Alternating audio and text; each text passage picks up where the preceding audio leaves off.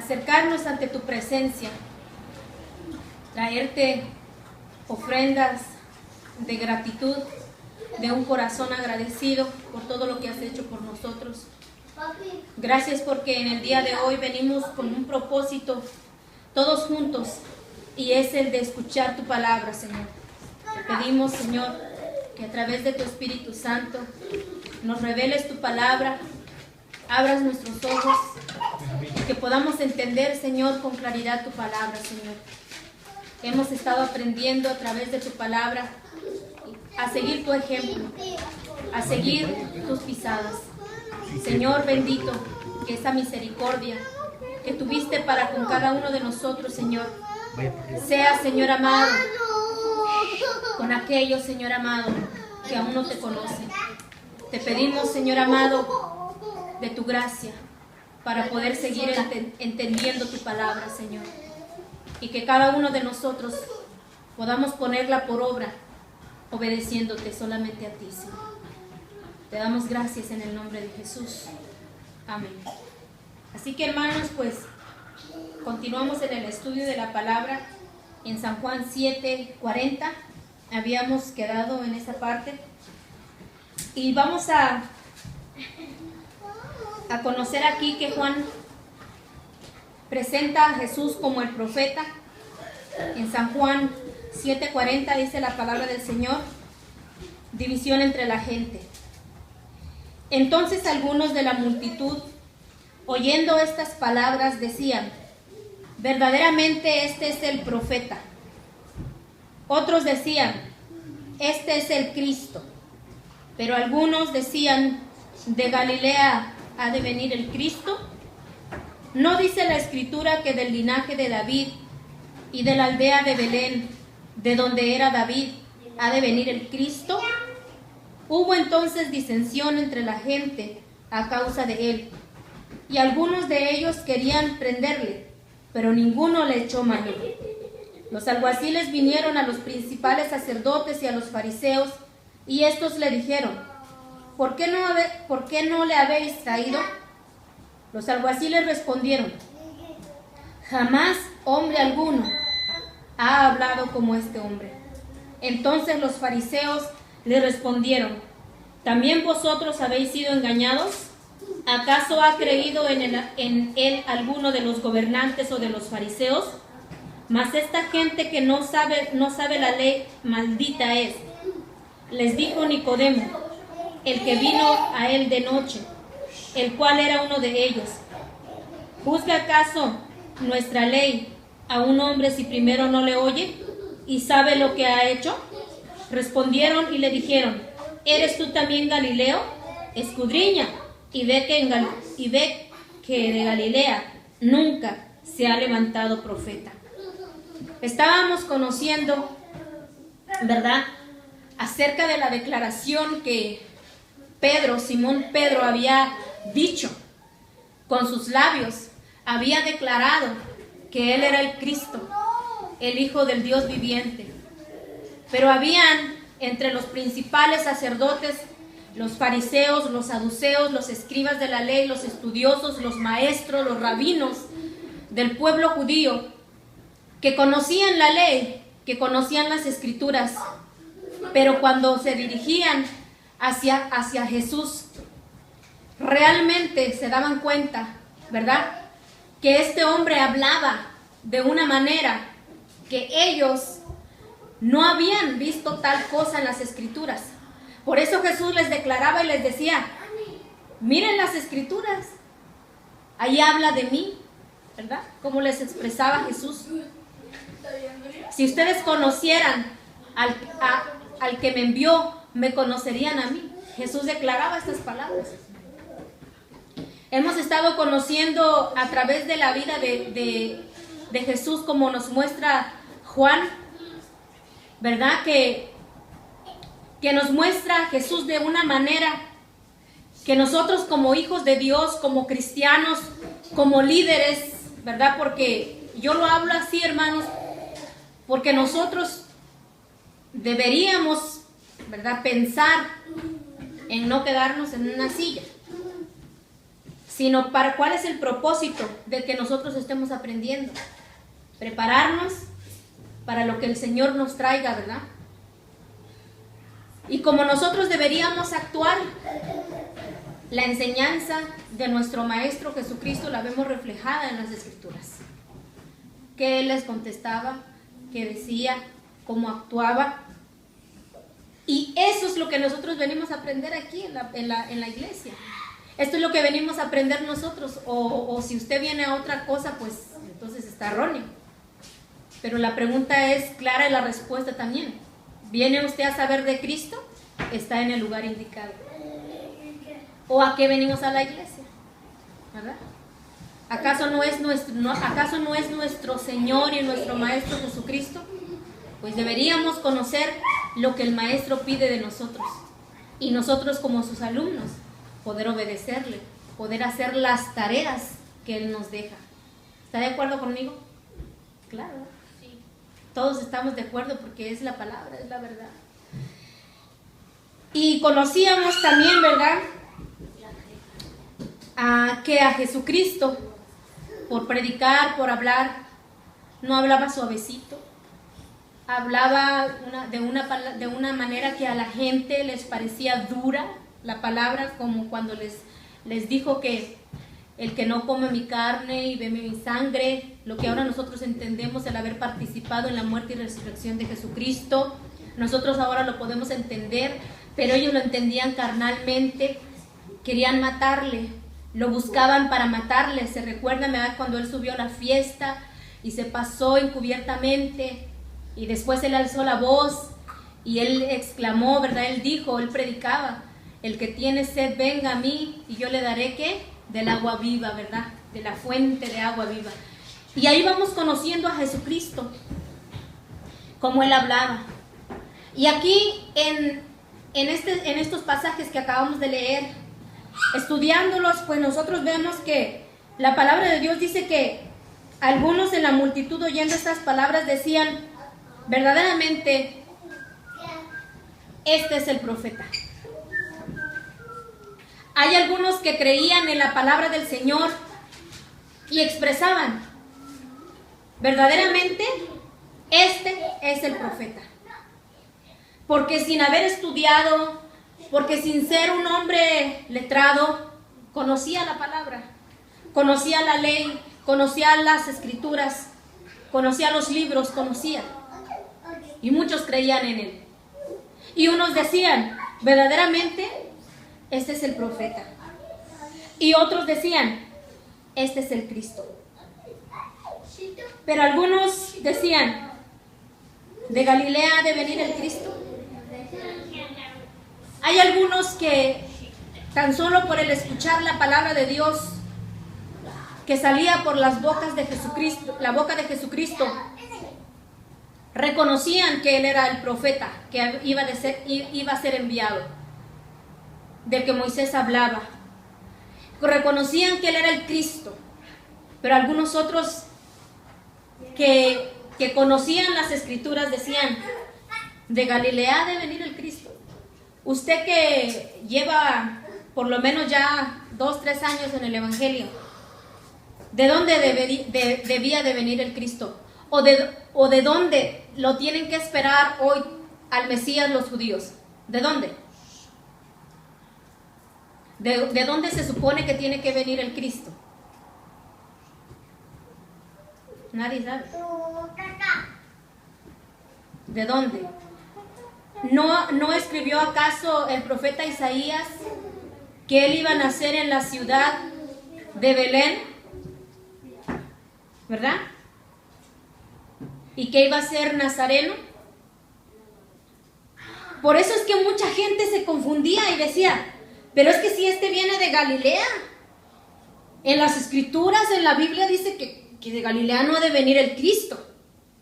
Unos decían que era el profeta, otros decían que era el Cristo. Si usted se encuentra la gente por ahí en diferentes sectas, le van a decir, los testigos de Jehová le van a decir, es que solamente fue un profeta, porque de Galilea vino. ¿Cómo le va a contestar usted? Entonces, ahí es donde empezamos a estudiar la palabra del Señor. ¿Cómo si vino de Galilea? Pero no era de Galilea. Él nació en Belén. Los judíos esperan aún todavía al Mesías, que Él va a ser su Mesías que esperan. Tiene que nacer en Belén, de una virgen. La palabra de Dios en el profeta Isaías dice, y concebirá y dará luz una virgen, y llamará su nombre Emmanuel, Dios con nosotros, consejero, príncipe de paz. Entonces, cuando esta gente escuchaba a Jesús, decían, ¿de Galilea ha de venir el Cristo? Pero vamos estudiando. Hubo entonces disensión entre la gente a causa de él. Probablemente, hermana, a usted le dicen, ¿pero de dónde salió esta hermana que está predicando? ¿Qué no salió de aquella iglesia? ¿Qué no salió de aquella otra iglesia? ¿Y por qué ahora predica esto? ¿De dónde viene la hermana? ¿Viene de la iglesia más hablada de todo Staten Island? ¿Y ahora la escuchamos hablar así? ¿Qué pasaría cuando a usted le digan, hermano, ¿y usted de qué iglesia salió? ¿Qué haría usted? ¿Y le van a creer a esa hermana? Que un día dice una cosa y otro día dice otra cosa. De nosotros han de hablar mucho. De nosotros van a hablar mucho. ¿Por qué, hermano? Dice la palabra de Dios que de Jesús hablaban y no se ponían de acuerdo a causa de él, a causa de la palabra de Jesús. Unos decían, pues sí es del Cristo, pero no, porque es de Galilea, ¿de dónde salió? Conocemos a sus padres, varias veces lo hemos visto. No conocemos a su padre, el carpintero, y a su mamá María. Entonces dice que había disensión entre la gente a causa de él. Y algunos de ellos querían prenderle, pero ninguno le echó mano. Nosotros podemos ver la autoridad que Jesucristo tenía, porque él hablaba con autoridad, porque él sabía que él era el Hijo de Dios. Pero ciertamente había quienes querían matarle, querían prenderle, querían acarcelarlo, querían golpearlo por causa de su mensaje. Pero la palabra de Dios dice que muchos o algunos de ellos querían prenderle, pero ninguno le echó mano. Ninguno. Los alguaciles vinieron a los principales sacerdotes y a los fariseos, y estos le dijeron, ¿por qué no le habéis traído? ¿Quiénes eran los alguaciles? Los que guardaban. Ahora sí que, como nosotros decimos, la gente de autoridad. Y vinieron ante los principales sacerdotes, y los sacerdotes le decían, ¿por qué no les trajeron? ¿Por qué no le trajeron a Jesús? Algunos le querían echar mano, pero ninguno lo hizo. Los alguaciles respondieron, jamás hombre alguno ha hablado como este hombre. Por más que hubiesen querido, hermano, tomarle, no hubiesen podido, porque la hora de Jesús no había llegado. Él hacía todo conforme al plan y propósito de Dios y a la hora que Dios quería. Muchas veces nosotros hemos sido enseñados erróneamente de que cuando nosotros queremos algo, habíamos de pedirle a Dios las cosas y recuperarlas, obtenerlas en el instante que uno quisiera. Gente que está acostumbrada a pedirle a Dios, a orarle a Dios y pedirle favores, pero ya, en este instante. Me recuerdo un comentario de mi sobrinito, que estaba muy enfermo, con fiebre, se sentía mal, le dolía la cabeza. Y oraron por él. Y cuando terminó la oración, cuando terminaron de orar sus padres, el niño expresó de esta manera y dijo: ¿por qué Dios se tarda tanto en sanarme? Apenas empezaron la oración, la terminaron y él ya quería, ya, en ese instante, ser sano. Era un niño de 4 o 5 años. Y si usted se da cuenta que tal vez en el corazón inocente del niño, como está acostumbrado a pedir las cosas y recibirlas ya, ¿no le parece una forma infantil de nosotros como cristianos orar de esa manera y querer las cosas pero ya en el instante? Porque estamos mal acostumbrados. Porque somos niños berrinchudos, pensamos que somos los consentidos de Dios y que debemos de obtener las cosas en el instante que las pidamos. ¿Cómo es un niño malcriado? Que va a ser circo, maroma y teatro para que las cosas se las den en el instante que él pide y a la hora que él lo pide y como él lo pide. ¿No es acaso una forma de nosotros identificarnos y decir: Señor, ¿qué es lo que estamos haciendo con nuestras oraciones? ¿De qué manera nosotros estamos expresando en nuestra manera de orar? De recuperar las cosas que nosotros queremos que hayamos perdido, pero en el instante. Y no importa si somos pecadores, no importa si somos unos agresores.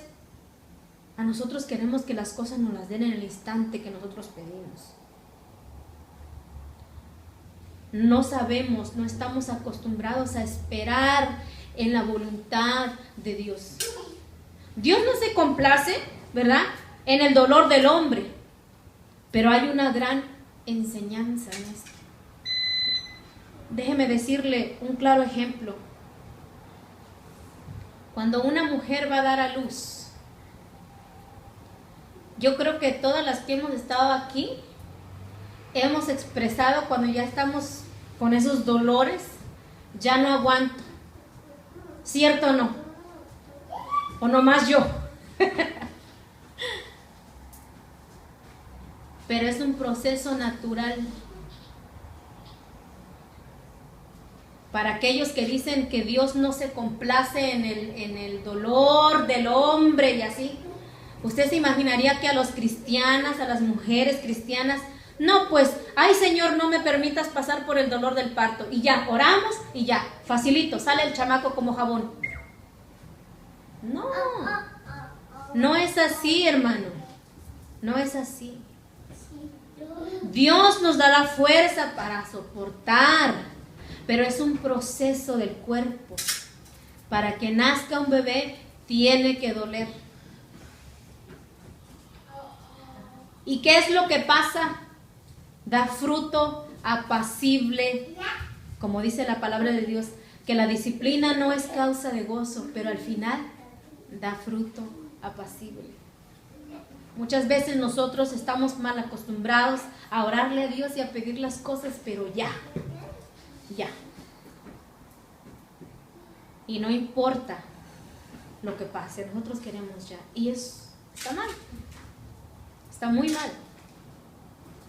Deberíamos de cambiar nuestra oración en una actitud más humilde al dirigirnos hasta nuestro Dios, hasta nuestro Padre Celestial.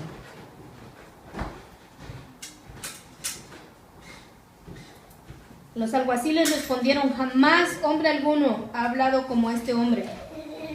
Entonces los fariseos le respondieron: ¿también vosotros habéis sido engañados? Yo no sé si algunos de ustedes han tenido la la oportunidad de hablar con una persona, con un hermano en Cristo, y le han expresado de una manera como esta: también a ustedes ya los envolvió el hermano Fidelina y el hermano Luis. Yo no sé si le han dicho a usted. También ya ustedes ya los engañaron, ya les lavaron el coco, ya los torcieron igual, ya los desviaron, ya los sacaron de la sana doctrina. Yo no sé si alguna vez usted le han dado un comentario como este, pero pues si no se lo han dicho, pues se lo pueden decir.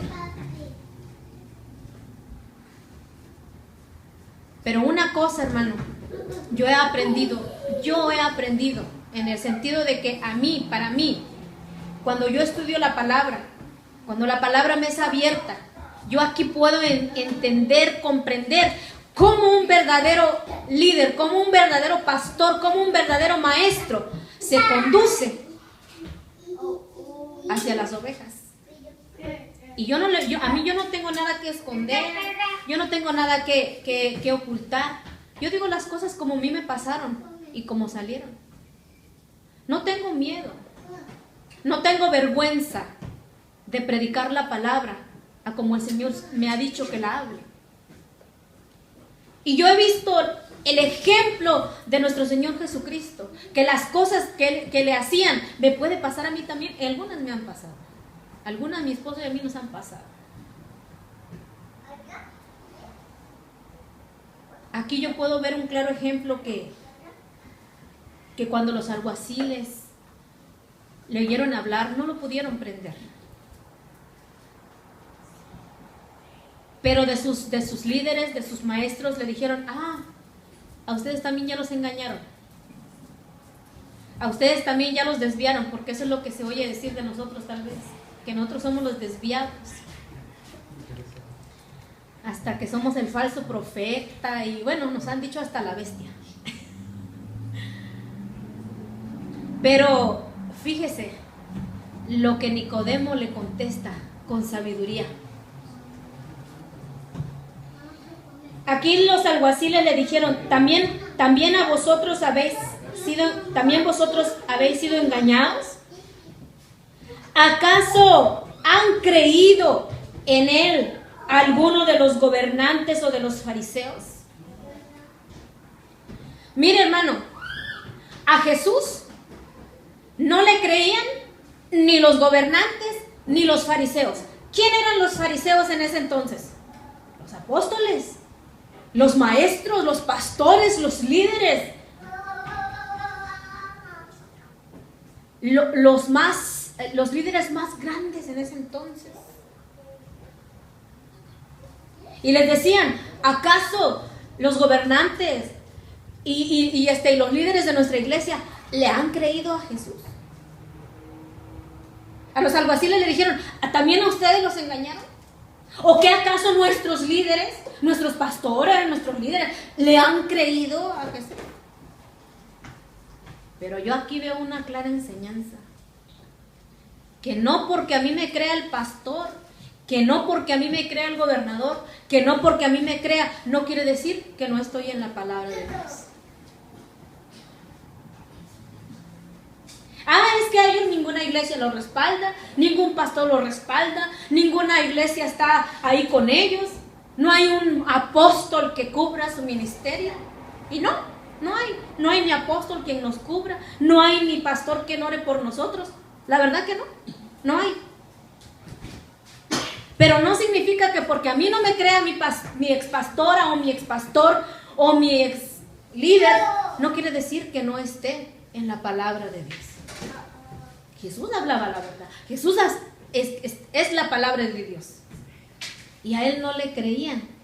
Que hay diferencia de diferente que a mí no me crean también. Que porque ahí en la iglesia nada más hay 2 matrimonios y 3 chamacos. Y esa iglesia no prospera porque no crece. ¿Quién le dijo a usted? Yo no sé si a usted le ha sido de edificación aprendido en el tiempo que usted está aquí?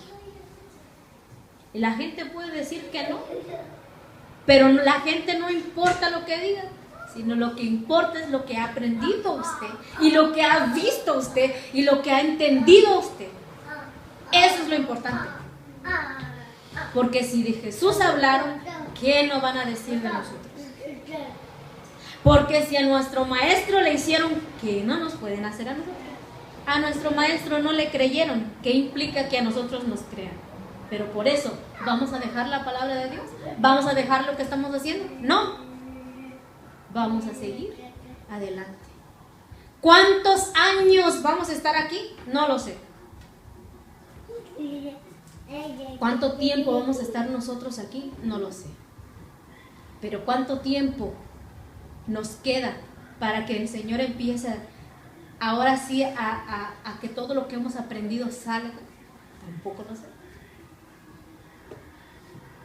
Entonces, mas esta gente que no sabe la ley, maldita es. Usted se imagina, esta gente pensaba que estaba bien. Esta gente pensaba que por no conocer la ley, que por no conocer las escrituras, que por no conocer la palabra de Dios. ¿Por qué? Porque Jesús nunca se había sabido que había ido a las grandes universidades y estudiado a los pies del más sabio maestro de ese entonces. Y decían que Jesús no conocía la ley. Y toda la gente que él enseñaba y él eran malditos. Así le decían los apóstoles, los pastores, los líderes de ese entonces. Igual pueden decir de nosotros que no estamos torcidos, que porque no seguimos su libro, que estamos torcidos, que porque no seguimos su ministerio, que estamos en la falsa doctrina, porque no hacemos lo que ellos hacen. ¿Estamos en la falsa doctrina? ¿Estamos erróneos? Usted mismo, examínese cada uno a sí mismo si está en el Espíritu, dice la palabra de Dios en Romanos. Examínese cada uno. A usted le pueden decir que es hasta el diablo, hermano. Pero si usted no lo es como le decimos a mi hijo Benjamín, ¿verdad? A veces están jugando y le dicen, no, que tú eres como un elocuente. Y dice, me dijeron que era una... ¿Y tú sabes lo que es elocuente? No. Entonces no llores. Un elocuente es una persona que no se da cuenta de lo que habla. Y muchas veces, no porque nos digan eso es lo que somos. A ellos les decían, toda esa gente, y él, maldita es. Lo que la palabra de Dios a mí me muestra que dice que si aún un ángel, aún yo mismo, si yo les traigo otra doctrina, dice, sea anatema, sea maldita. Pero nunca lo que nosotros estamos estudiando, la palabra de Dios. La palabra de Dios no es anatema. Anatema es el que busca otros métodos, otras cosas, más que la palabra de Dios, o menos que la palabra de Dios. Les dijo Nicodemo, el que vino a él de noche. ¿Se acuerdan de Nicodemo ahí en San Juan 3? El Nicodemo, el cual era uno de ellos. ¿Juzga acaso nuestra ley a un hombre si primero no le oye y sabe lo que ha hecho?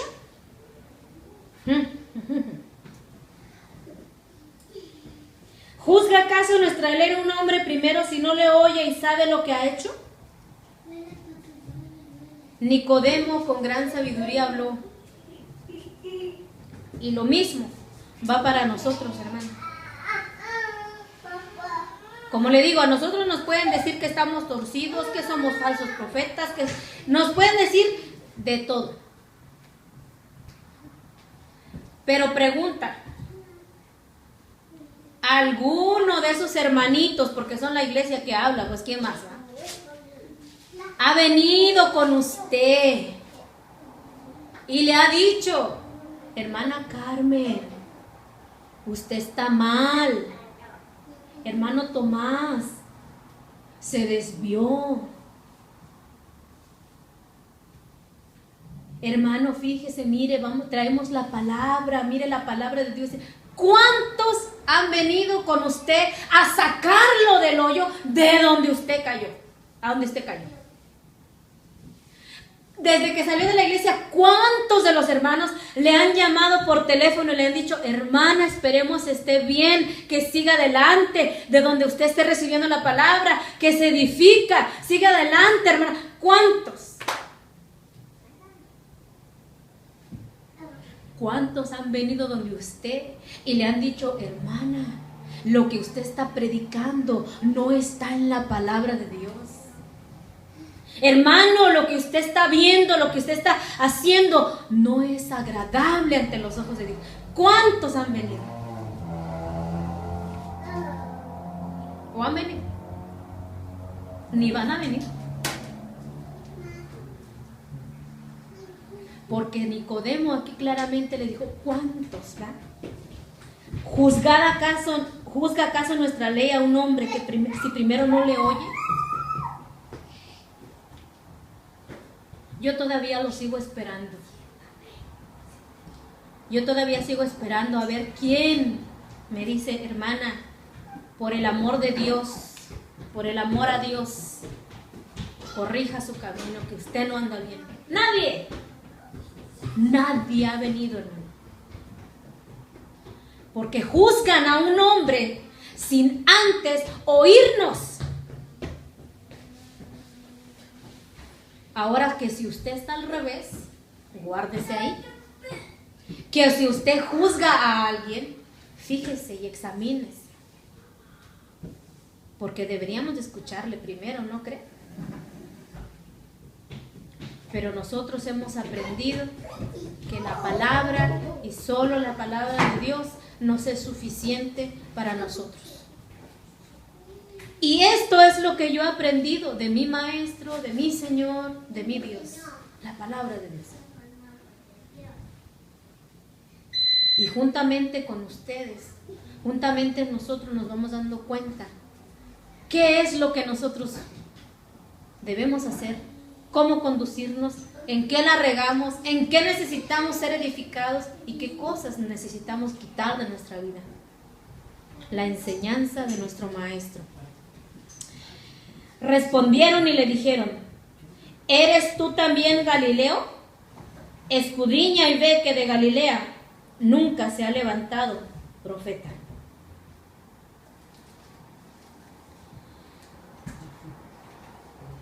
Ellos vieron, ¿verdad?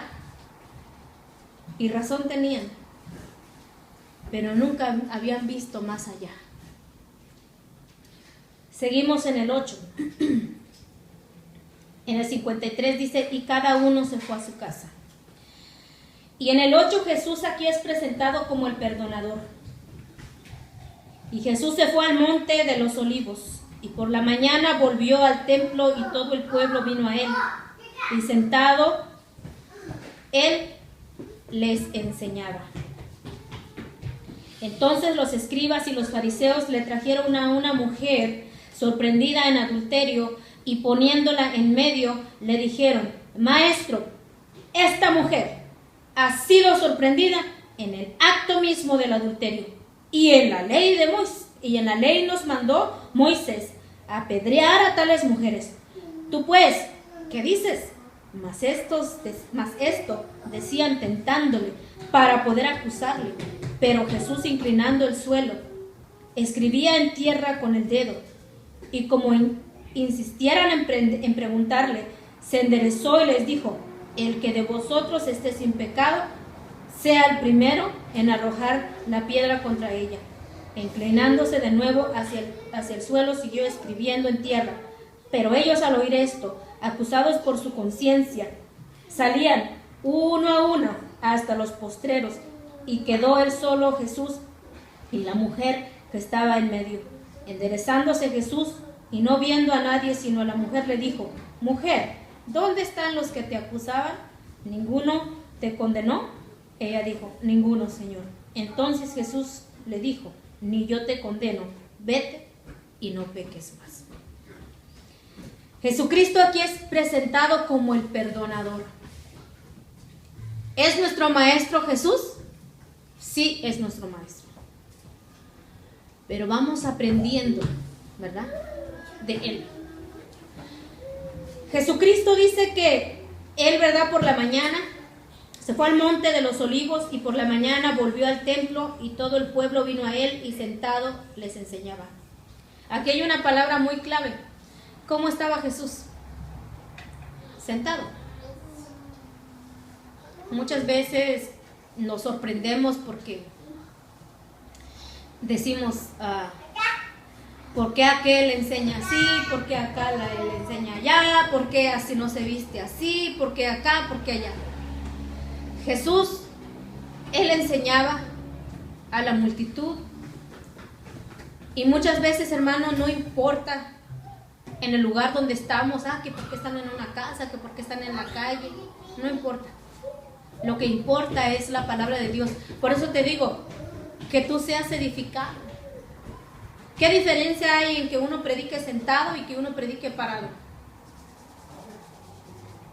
La importancia, lo que importa es que tú recibas la predicación de la palabra de Dios, ¿verdad?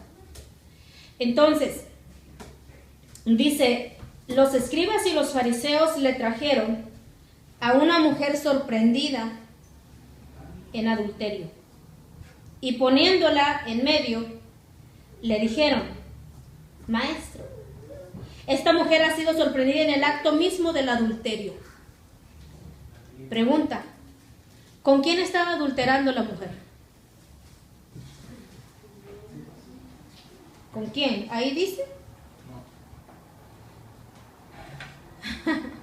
Se les olvidó traer al adúltero también. O en la ley de Moisés que decía que cuando la hallaban adulterando, ¿qué? ¿Nada más a la mujer? A los dos.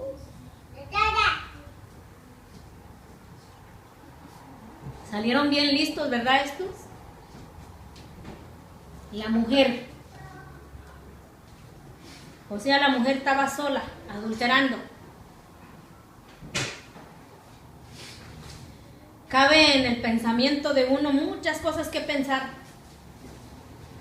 A lo mejor hasta con uno de el que lo trajo.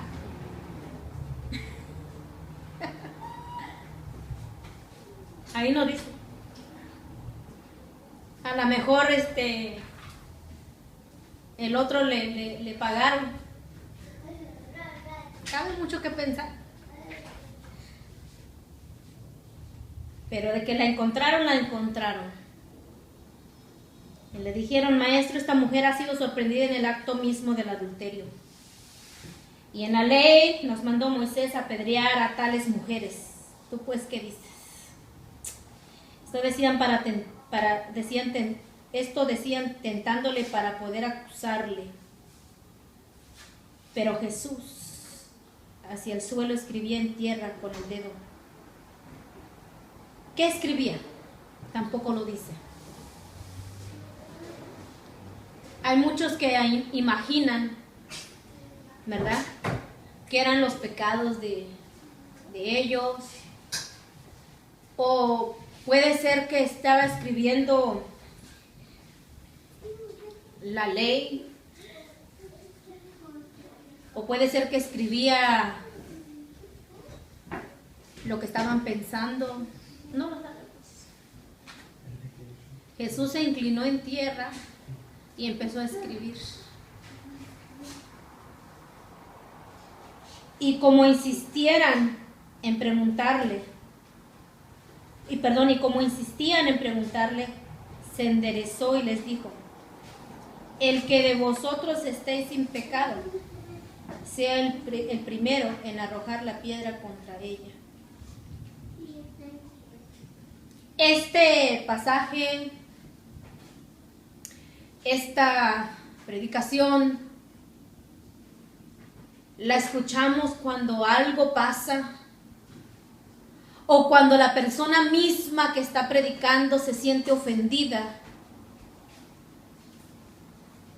y puede excusarse a través del púlpito para predicar cosas como, ¿y qué? ¿Tú no tienes pecado? O si tú no lo has hecho, ven y tira la piedra. Hay muchos que se excusan. A veces no es ni atrás de un púlpito, sino a veces con la persona que hablas. Mira, no estás haciendo, ¿y qué? ¿Tú no estás libre de pecado o qué? Te dicen. Pero vemos una cosa aquí. Algo que me mueve en gran manera. Hemos oído hacia el amor que Jesús tuvo para con esta mujer.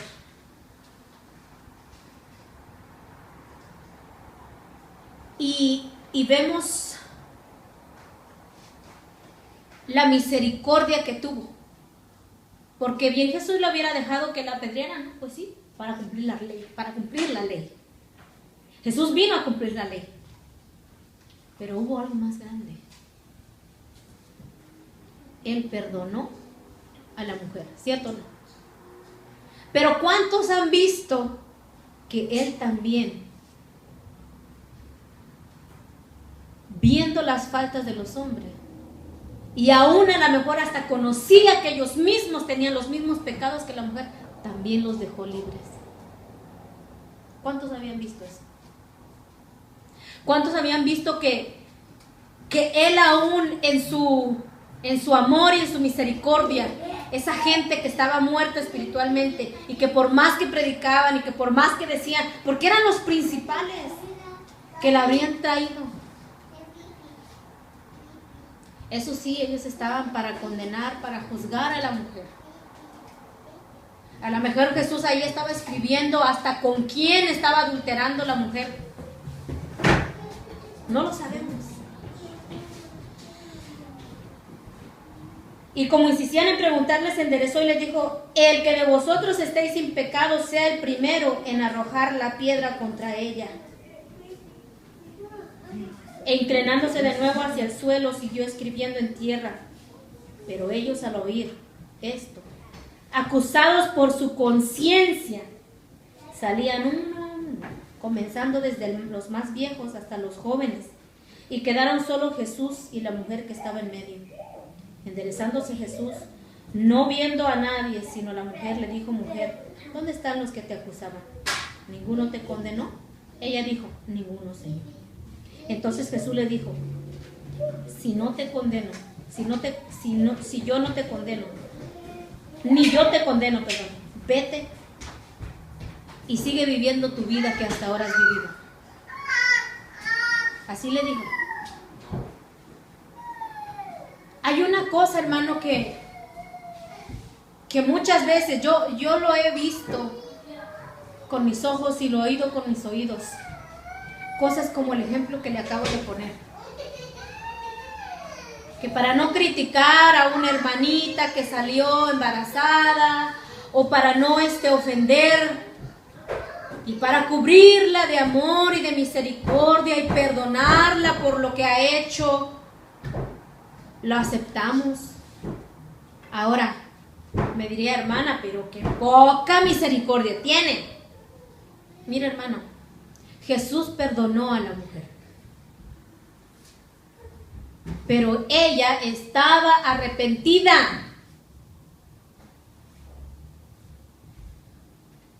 Jesús le dijo: ve y no peques más, no lo hagas más. Porque el amor de Dios, el amor de Jesucristo se vio a través de los hechos reflejado hacia esta mujer. Pero le dijo: no lo hagas más.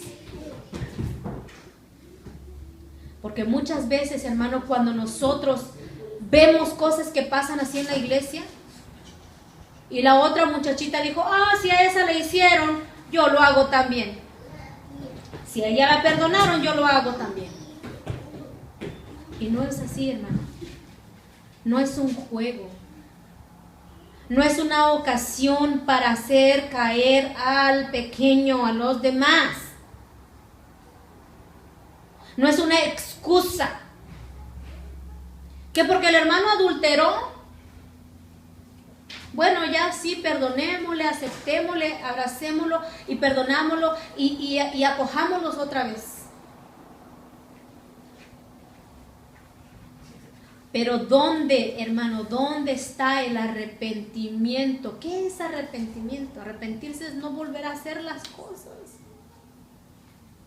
Como aquel niñito que le decía, meto mi mano en la vela, mamá, no la metas.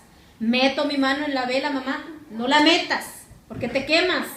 Meto mi mano en la vela, métela pues. Y el niño la metió y se quemó.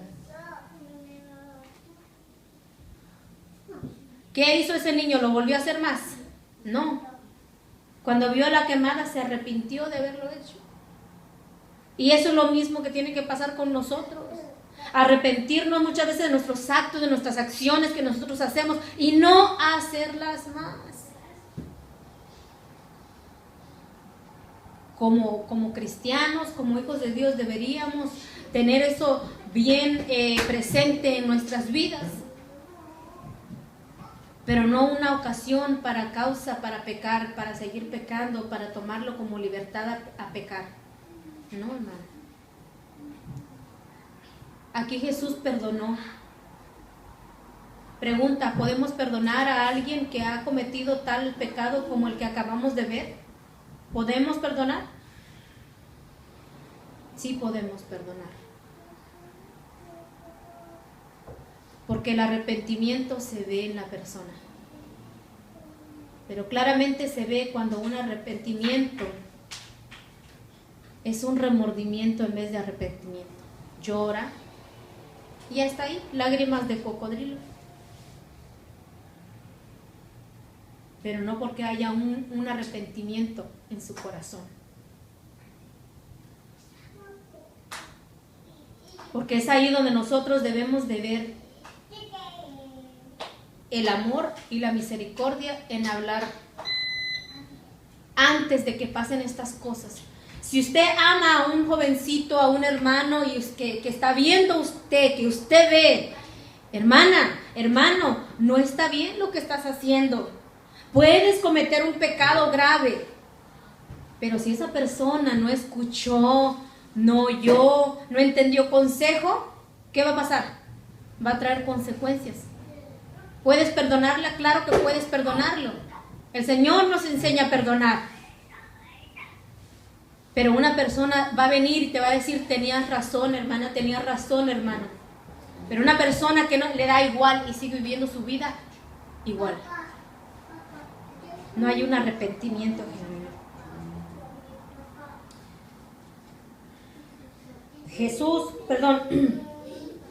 Otra vez Jesús les habló diciendo, yo soy la luz del mundo.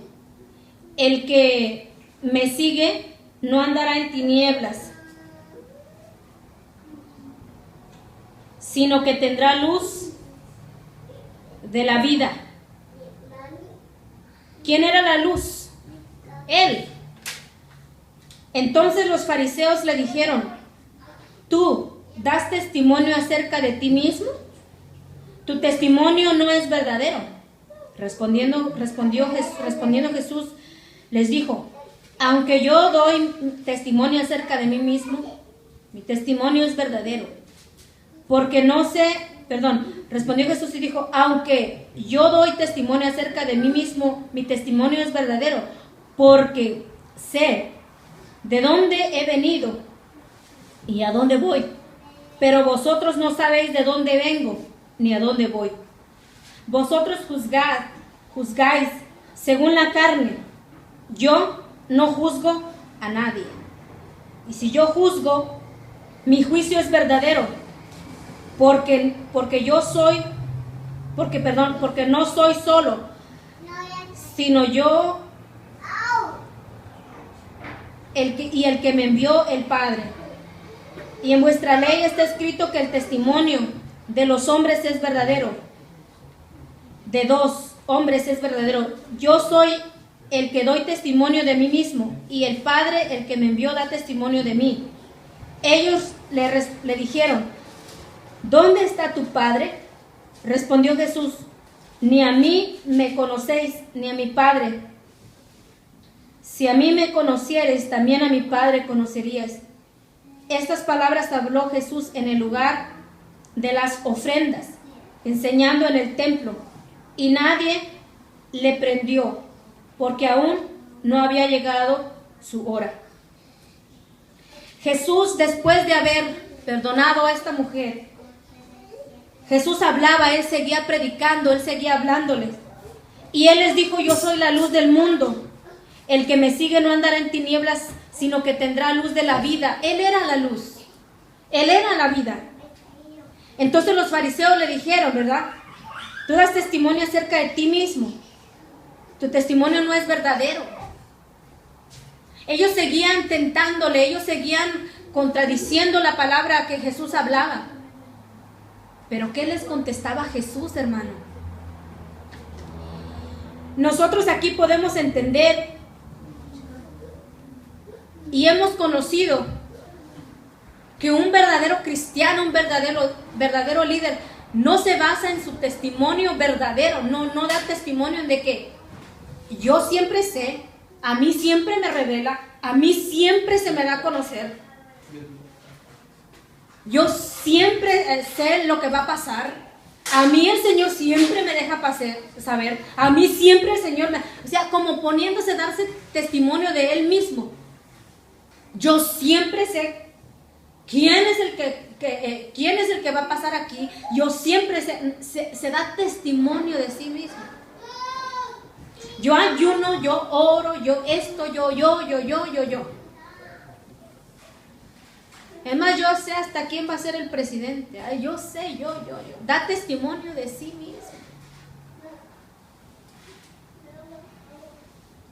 Pero Jesús no es que daba el testimonio y se hacía conocer, sino que su testimonio que él daba, lo daba y lo manifestaba en sus hechos, en sus actos.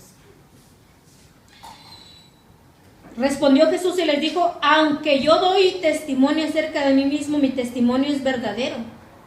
Porque se supone que si él había sido enviado de Dios, él tenía que comportarse como un hijo de Dios. ¿Cómo tú puedes decir: a mí me envió Dios y haces lo que tu santa voluntad quieras? Como decimos en México, lo que se dé tu reconchinflada gana. ¿Cómo puedes decir que te envió Dios? ¿O cómo puedes decir que das testimonio que eres cristiano si haces de tu vida un papalote? ¿No estás dando entonces tu testimonio? ¿No estás testificando a Jesucristo? ¿A quién estás testificando? A ti mismo. Jesús no hacía tal cosa. Porque sé de dónde he venido y a dónde pero vosotros no sabéis de dónde vengo, ni a dónde voy. Vosotros juzgáis según la carne. Yo no juzgo a nadie. Esto me pasó a mí, ¿verdad? A mí me juzgaron según la carne. Y pudieron usar lo que sea, de la manera que sea, hasta un púlpito para excusarse, pero de que me juzgaron según la carne, me juzgaron según la carne. No me avergüenzo ni me da miedo predicarlo. Porque yo sé también quién me ha enviado. Y no me estoy diciendo que yo soy igual a Jesús.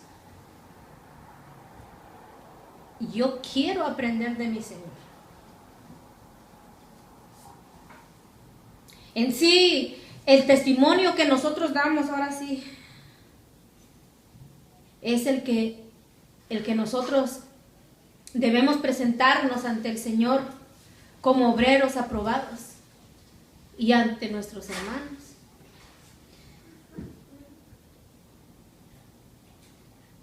Y si yo juzgo, mi juicio es verdadero, porque yo no soy solo, sino el que me envió, el Padre. Y en vuestra ley está escrito que el testimonio de dos hombres es verdadero. Y yo soy el que doy testimonio de mí mismo, y el Padre, el que me envió, da testimonio de mí. Ellos le dijeron: ¿dónde está tu Padre? Respondió Jesús: ni a mí me conocéis ni a mi Padre. Si me conocieres a mi Padre, si a mí me conocieres, también a mi Padre conoceréis. Jesús les hablaba y les decía directamente a través de sus palabras quién era Él, quién era su Padre. Y estos hombres, por más que le decían, no entendían. Otra vez les dijo Jesús: yo me voy y me buscaréis, pero en vuestro pecado moriréis. Y a donde yo voy vosotros no podéis venir. ¿Se acuerda lo que Él les decía también? Decía entonces a los judíos: ¿acaso se matará a sí mismo que dice: a donde yo voy vosotros no podéis venir? Tan santos, ¿no? Y les dijo: vosotros sois de abajo y yo soy de arriba. Vosotros sois de este mundo y yo no soy de este mundo.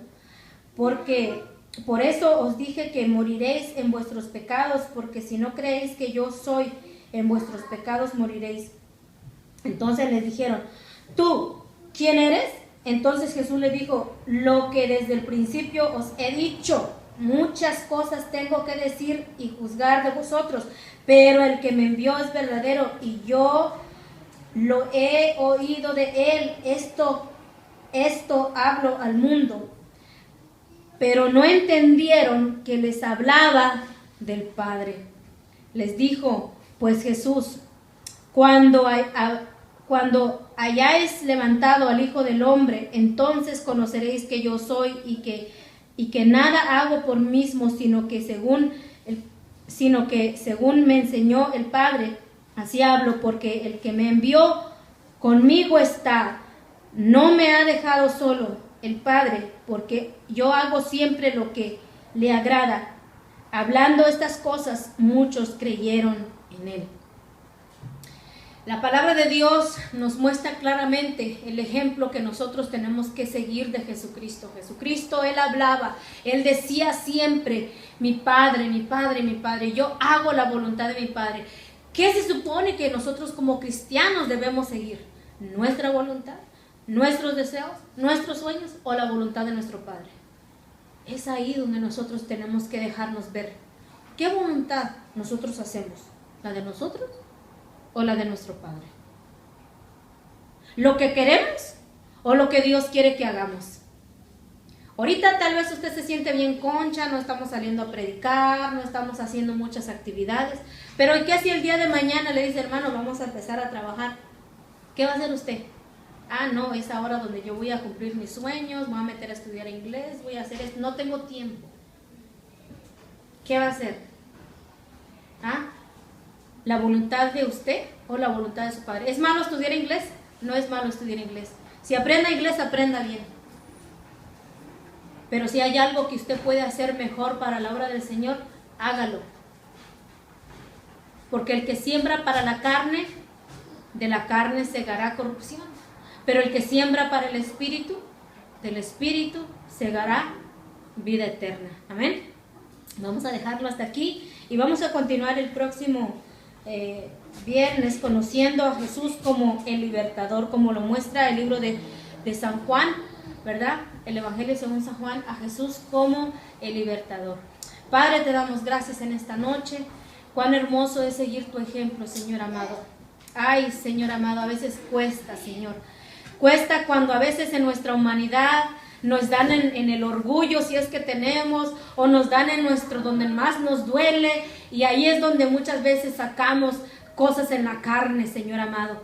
Pero aquí tu palabra nos enseña, Señor amado, que no tenemos ni que vivir según la carne, ni juzgar según la carne, sino, Señor, ver como tú, mi Padre Celestial, como mi Señor nos enseña. Señor amado, gracias por tu ejemplo. Podemos conocerte como Jesús el perdonador y como tú nos muestras que nosotros también tenemos que perdonar. En la misma oración que Jesús decía en el Padre Nuestro, Él oraba y decía: hágase tu voluntad en el cielo como en la tierra. Perdona nuestras ofensas como también nosotros perdonamos a los que nos ofenden. ¿Cómo nosotros podríamos pedir: Señor, perdónanos, si nosotros mismos no somos ni capaces de perdonar a nuestros ofensores o a nuestros agresores, Señor amado? Te damos pues gracias porque tú siempre nos hablas conforme a tu palabra y queremos seguir tu ejemplo, tus pisadas, tus huellas que tú dejaste en la tierra para nosotros poder ser dignos de ser llamados tus hijos, Señor bendito. Te damos mil gracias, Señor amado. Hemos aprendido de cómo también los fariseos, los maestros de la ley, te acusaban, te tentaban, y por más que querían prenderte, por más que querían hacerte, siempre tú les contestabas que no habías venido a cumplirles sus órdenes, sino habías venido a cumplir la voluntad de nuestro Padre Celestial. Y es por eso, mi Padre bendito, que nosotros también queremos hacer tu voluntad. Muchas veces no sabemos ni organizar nuestra vida, no sabemos organizar nuestro tiempo, no sabemos organizarnos, pero te pedimos, Señor amado, que por amor a tu nombre, que por amor a ti, nos ayudes para que podamos nosotros trabajar en la obra, trabajar en el ministerio, Señor amado, con sabiduría, con inteligencia. Que lo que podamos hacer ahora lo podamos hacer y que cuando nosotros podamos trabajar para ti, de igual manera lo hagamos con gozo, Señor, porque queremos siempre hacer tu voluntad, Señor. Bendito Padre, bendito Dios, te adoramos a ti y exaltamos tu nombre, Señor. Gracias por la revelación del Espíritu Santo que nos da a través de tu palabra y nos alumbra nuestros ojos, Señor amado. Bendito Padre, bendito Dios, te alabamos. Grande es tu misericordia por siempre y para siempre, mi Señor. Gracias, mil gracias, en el nombre de Jesús. Amén. Que Dios les bendiga, hermanos.